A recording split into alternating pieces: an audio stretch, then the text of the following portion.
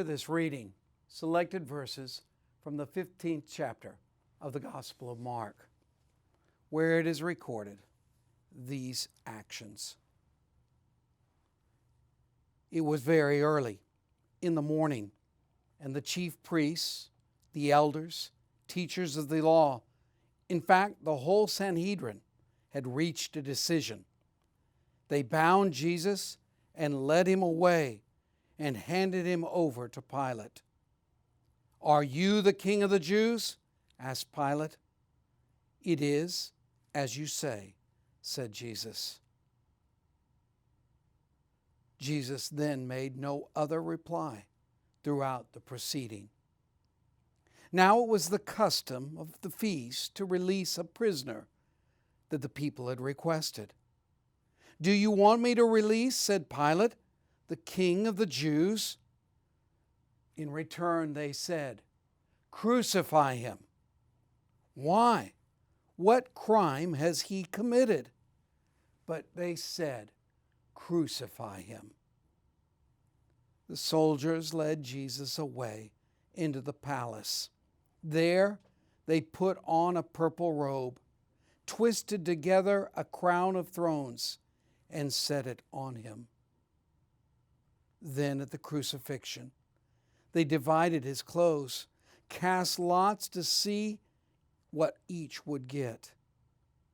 At the third hour, they wrote a notice, "King of the Jews," and hung him between two robbers, one on his right and one on his left. At the 6th hour, there was a darkness, and it came over the entire land until the 9th hour. And at that 9th hour, Jesus cried out, my God, why have thou forsaken me?" And with a loud cry, Jesus breathed his last. And at that moment, the curtain that hung in the temple was torn from top to bottom. Good Friday. Its traditions are known around the world and distinct in each of them. For instance, in the Greek Orthodox tradition, Good Friday is really known as Great Friday. And if you were to move over to Italy and then to France, it would be Holy Friday. Here we call it Good Friday, but really the word emanates from the German, which calls this not great, not holy, not good, but God's Friday. I like that best. For to understand what occurs this day is not simply to observe human hand or to see the suffering that is occurring on the cross, but that in each and every instance, God is in and through it. This is a day unlike any other. And the only way to arrive at Easter is to come through this experience. For without it, what are we released from? What are we redeemed from? What are we saved for if we do not acknowledge the depth of our sin? No day in the history of the earth quite says the depravity of humankind as does this.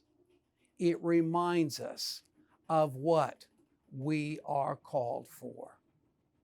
And so I ask this evening that you simply recall the events that are this day.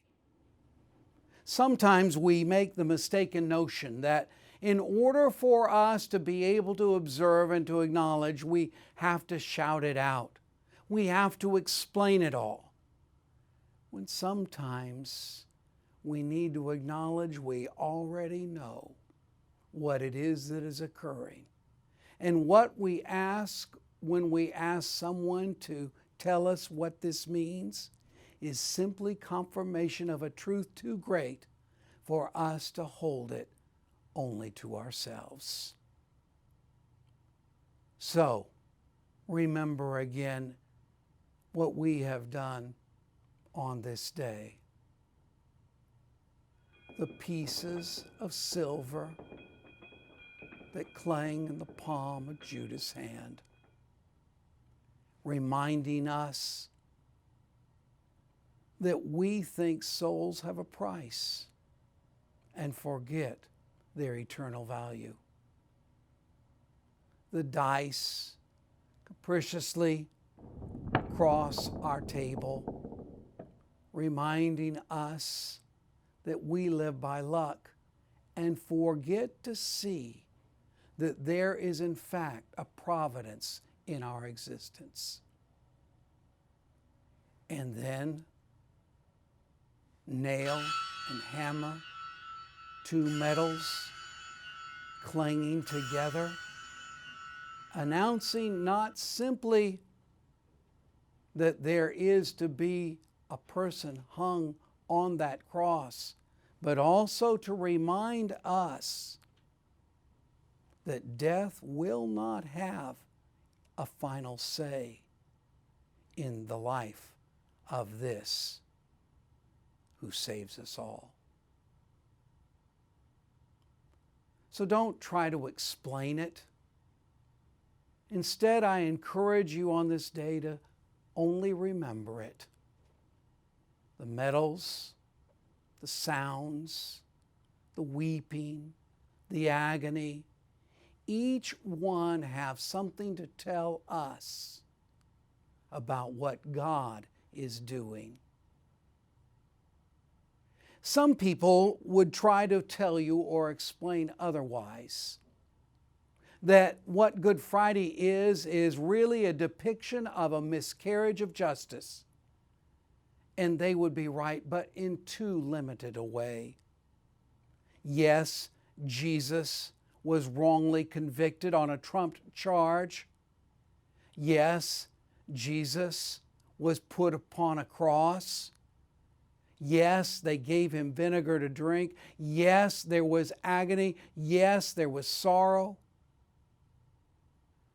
But honestly, Good Friday is not simply for us to remember that justice can sometimes be miscarried, but it reveals the depth of our sin, the sorrow that remains in our heart, and it takes God to save us from our situation. That's what Good Friday really is.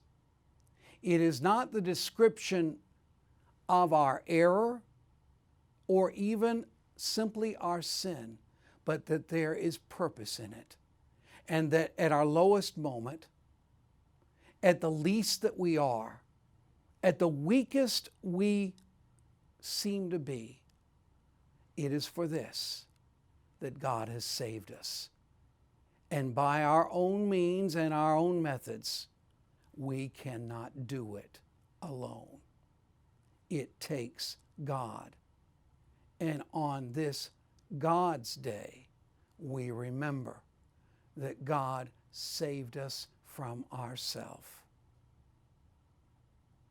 Remember these lines from Elizabeth Jennings, who wrote in the poem Requiem, "It is the ritual, not the fact, that brings a held emotion its breaking point. This man I knew only a little by his death, shows me now a love I thought I had lacked, and all the stirrings underneath. It is the calm, the solemn thing, not the distracted mourner's cry, or the cold place where dead things lie, that teaches me I cannot claim to stand aside. These tears which sting, are they from sorrow or from shame?" If all you recall of this day is the memory of a terrible thing, it will not save you. But look deep into your heart. See how you and every other member of creation stood at the foot of that cross and observed the inhumanity that was done. It could have been our end, but instead, it was our beginning. Because He died, we live.